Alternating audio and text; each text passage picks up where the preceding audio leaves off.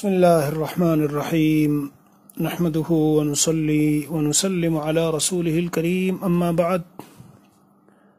میرے عزیزوں اور بھائیوں، آج بندہ ایک ایسے عنوان کے تعلق سے کچھ باتیں عرض کر رہا ہے اور شروع کر رہا ہے کہ جو ہو سکتا ہے کہ ہفتہ چلے، 10 دن چلے، اس کی بہت سی قسطیں ہو سکتی ہے مختلف اقساط میں۔ انشاءاللہ تعالی اس مضمون کو میں پورا کرنے کی کوشش کروں گا، اور یہ ہر گھر کی ضرورت ہے، اور شاید اگر میں یہ کہوں کہ اس وقت کے حالات کے اعتبار سے جتنے لوگ دنیا میں بس رہے ہیں شاید ہر آدمی کی ضرورت ہو۔ آپ کہیں گے ایسا کون سا عنوان ہے میرے عزیزوں؟ مرض ہے اور نظر ہے اور سحر ہے اور چوتھی چیز جنات ہے۔ مرض و نظر و سحر و جنات و جادو، یعنی جادو اسی میں سحر میں آ گیا۔ یہ ایک بہت اہم عنوان اس اعتبار سے ہے کہ ایک ایمان والا بندے مومن مسلم جو اللہ تعالیٰ پر ایمان رکھتا ہے، اس کے ذہن میں یہ بات آنی چاہیے کہ دین اسلام جامع اور کامل و مکمل دین ہے، دین برحق ہے۔ اللہ عز و جل نے محمد رسول اللہ صلی اللہ علیہ وسلم کو اس قدر جامع دین دیا ہے۔ میں ہمیشہ کہا کرتا ہوں کہ یہ نبی علیہ السلام کی شان معجزانہ ہے، اور آپ صلی اللہ علیہ وسلم کی نبوت کی میرے پیارے بھائیوں بہت بڑی دلیلوں میں سے ایک دلیل ہے۔ سننا بھی میں کیا عرض کروں گا، بہت بڑی دلیلوں میں سے ایک دلیل ہے۔ وہ کیا کہ دنیا آخرت کے ہر موڑ کے اور ہر زندگی کے مرحلے، شعبے، لائن کی باتیں نبی علیہ السلام اس طرح بیان فرماتے ہیں کہ مثلاً تجارت کے مسائل ہوں یا زراعت کے ہوں یا ملازمت کے ہوں یا بچوں کے ہوں، بوڑھوں کے ہوں، جوانوں کے ہوں، موت سے پہلے زندگی کے ہوں، پیدائش سے پہلے اور وہاں جہاں ہماری وہاں کے معاملات ہوں یا مرنے کے بعد کے ہوں، سب کو ایسی تفصیل سے بیان کیا ہے کہ جیسے پوری کسی نے ڈگری لی ہو، پڑھا ہو، تعلیم ہوئی ہو، ٹیوشن ہوئی ہو، اور بڑی محنت سے مختلف کالجوں میں جا کے اس نے ان سب چیزوں میں یعنی ریسرچ کر کے اور ڈاکٹریٹ کیا اور مطلب ریسرچ و تحقیقات کی ہو۔ بہرحال تو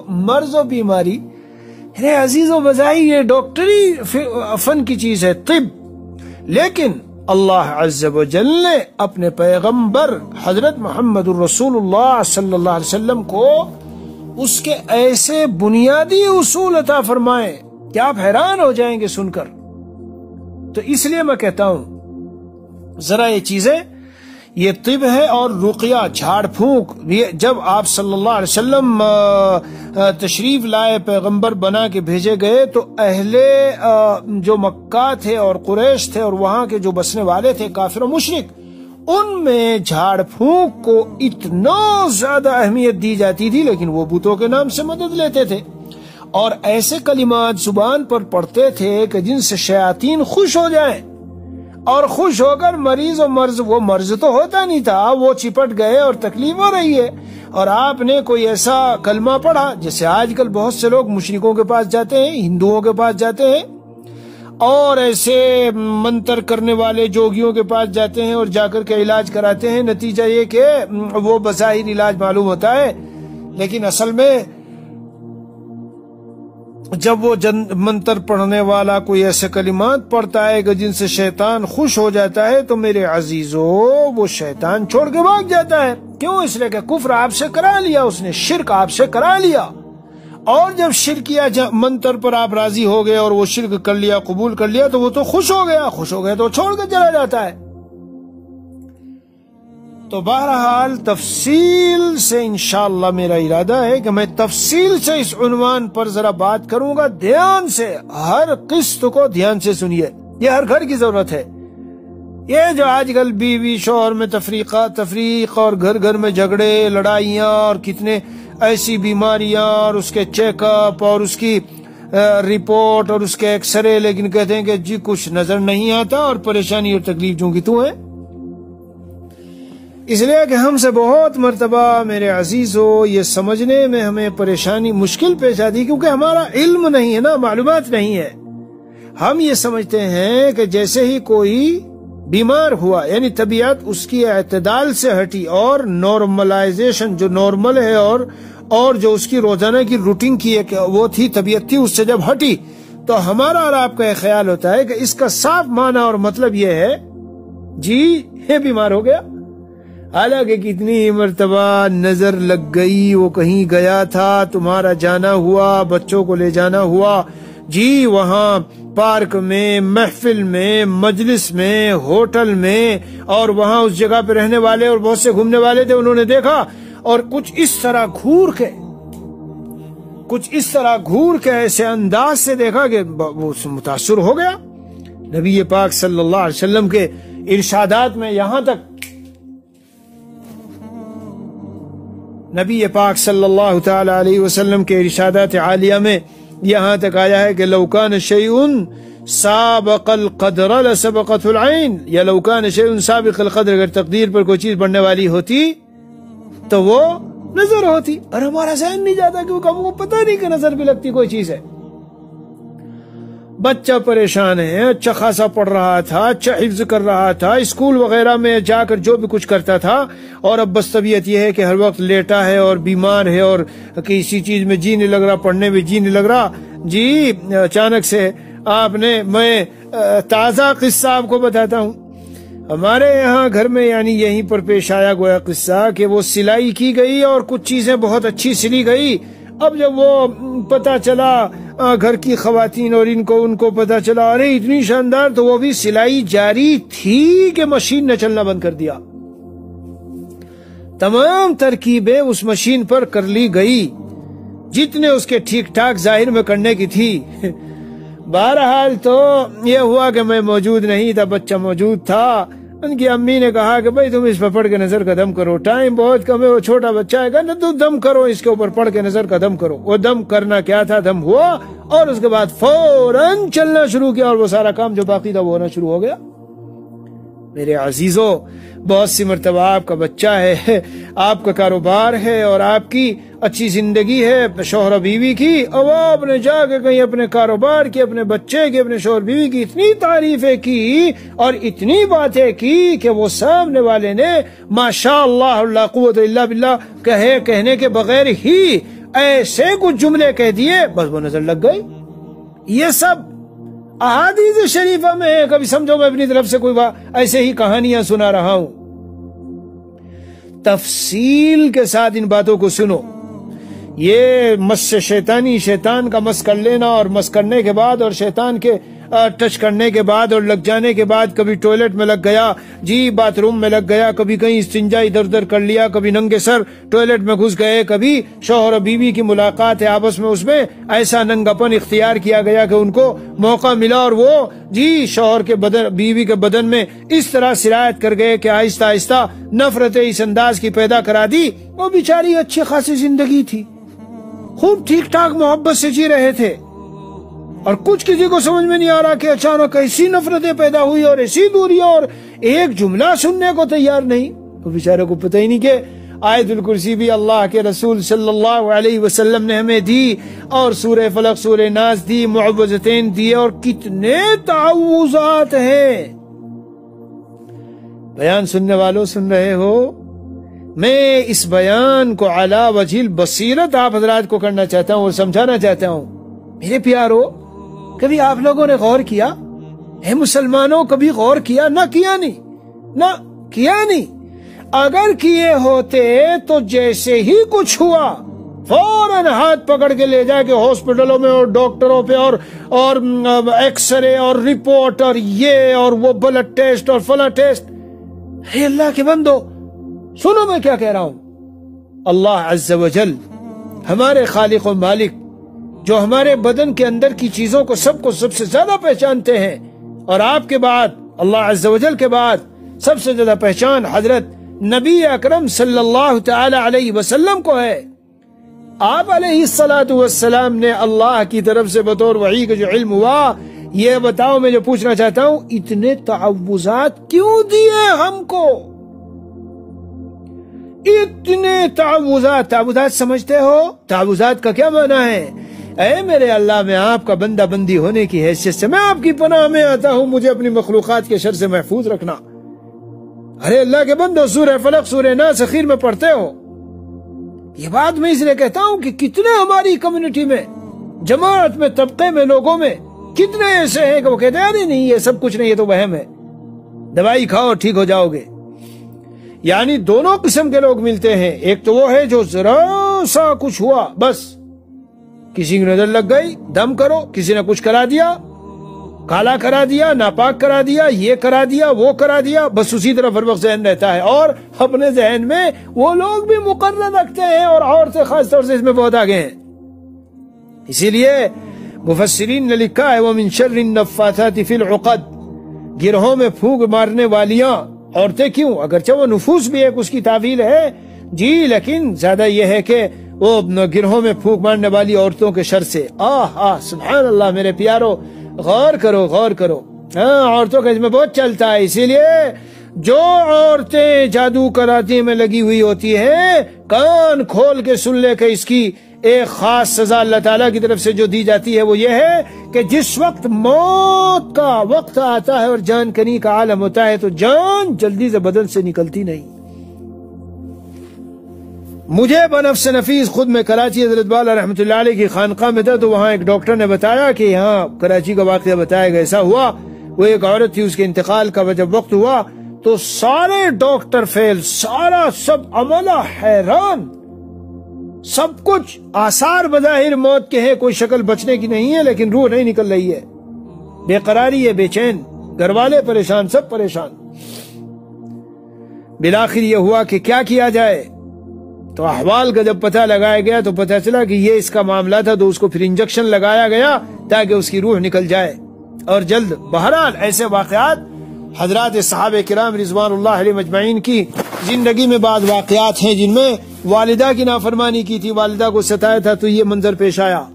تو اس میں بھی یہ منظر پیش آتا ہے، جادو کرنے والوں اور کرانے والوں اور کرنے والیوں اور کرانے والیوں، سن لو کان کھول کر، اس کا ہلکا پھلکا نہ سمجھنا کہ دنیا میں جسے عزت اللہ نے دی، ارے اگر تمہیں حسد ہو رہا سالمو تو حسد کا معنی جانتے ہو؟ کسی کی عزت پر، خاندان کے پھلنے پھولنے پر، کسی کے کاروبار پر اگر تمہیں حسد ہے تو تمہیں حسد کے معنی کا پتہ ہے؟ اتنا خطرناک معنی ہے حسد کی حقیقت، اس کا لب لباب، اس کا نچوڑ، کہ ایک شخص اللہ تعالیٰ کی تقسیم پر اعتراض کر رہا ہے۔ توبہ توبہ توبہ میرے پیارو، حاسد جو حسد کرتا ہے، کسی کی ترقی سے جلتا ہے، اس کی خاندانی، اس کی معاشی، اس کے گھروں کے شادی بیاہ، اچھے جوڑے ملے، اچھے خاندان پھلے پھولے، اے میرے بھائی اور اے میری بہن، اگر تجھے یہ کھل رہا ہے، پریشان ہے، تو مجھے یہ بتا یہ ان کو کس نے دیا؟ اللہ عز و جل نے دیا۔ یہ سب ترقیاں کہاں سے آئی؟ اللہ تعالیٰ کی طرف سے آئی۔ تو اگر ہم جلنے لگے تو اس کا معنی یہ ہوگا ہمیں اللہ تعالیٰ کی دی ہوئی ان نعمتوں پر کہ کیوں دی ہے اللہ آپ نے ان کو، ہمیں کیوں نہیں دی؟ ہمیں اعتراض ہے، ہمیں اعتراض ہے۔ کتنا خطرناک مطلب ہے، سمجھا؟ لیکن یہ زمین ہے، ہوگا اس میں۔ حضرت آدم علیہ السلام کے بیٹوں میں یہ ہوا تھا، قابیل کو حسد ہوا حابیل پر کہ اس کی شادی ہونے جا رہی ہے خوبصورت سے اور میری شادی ہوگی بدصورت سے، کیونکہ اس زمانے میں ایک نظام تھا کہ ہر مرتبہ میں ایک لڑکا ایک لڑکی پیدا ہوتی تو اس مرتبہ کی لڑکی کا نکاح اگلے مرتبہ والے لڑکے سے اور اگلی مرتبہ والی لڑکی کا اس مرتبہ والے لڑکے سے۔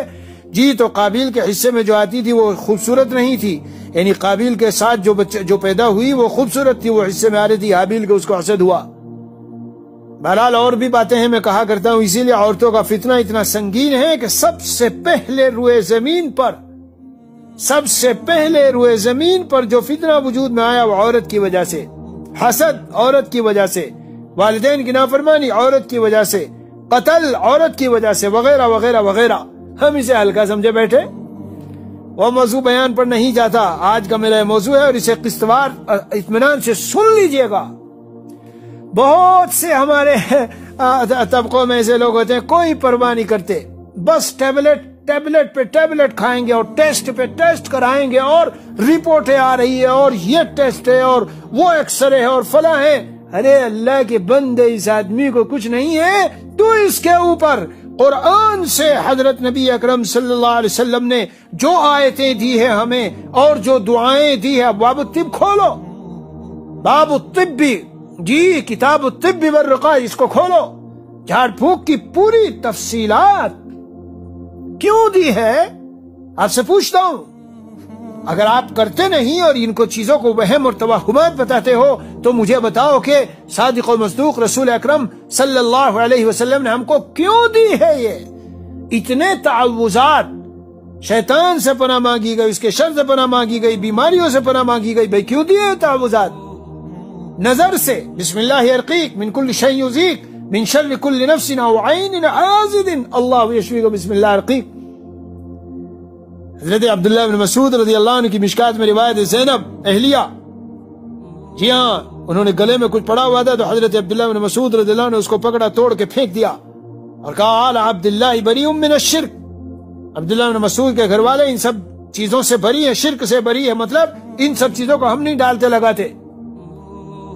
حضرت عبداللہ بن مسعود رضی اللہ عنہ کی اہلیہ جی حضرت زینب رضی اللہ عنہ شرح کرنے لگی اور ایکسپلین کرنے لگی اور سمجھانے لگی شوہر کو۔ آج کل تو جی سمجھانے کے لیے تو بالکل ایسی ہو جائیں گی عورتیں کہ منوا کے ہی چھوڑتی ہے۔ بھائی بہرحال سمجھانے لگی کہ آپ کو پتہ نہیں ہے، یہ ہے ہماری آنکھ میں کچھ ہوتا ہے تو ایک یہودی ہے، وہ کچھ جھاڑ پھونک کرتا ہے تو ہم کو شفا ملتی ہے، یہ تو اس کی حقیقت اتنی ہے، آپ کو جو ہے یہ کیوں شرک لگ رہا ہے؟ تو حضرت عبداللہ بن مسعود رضی اللہ عنہ نے فرمایا تم سمجھتی نہیں ہو، وہ شیطان چوکا لگاتا ہے آنکھ میں، اس کی وجہ سے یہ آنکھ کی تکلیف ہوتی ہے تمہیں، اور وہ انتر منتر جنتر جو پڑھتا ہے تو اس سے راضی ہوتا ہے اور راضی ہو کے وہ تمہیں چھوڑ کے بھاگ جاتا ہے، تمہیں لگتا ہے کہ شفا ہو گئی۔ ہم تمہیں یہ دعائیں نبوی صلی اللہ علیہ وسلم دے رہا ہوں میں گھر والوں کو، اللہم اذھب الباس رب الناس واشف انت الشافی لا شفاء الا شفاؤک شفاء لا یغادر سقما۔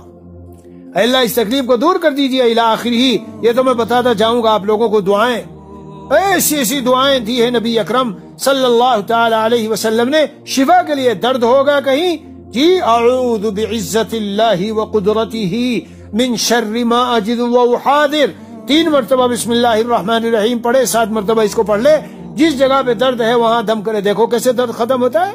لیکن میرے پیارو قوت یقین چاہیے، اعتماد اور بھروسہ چاہیے۔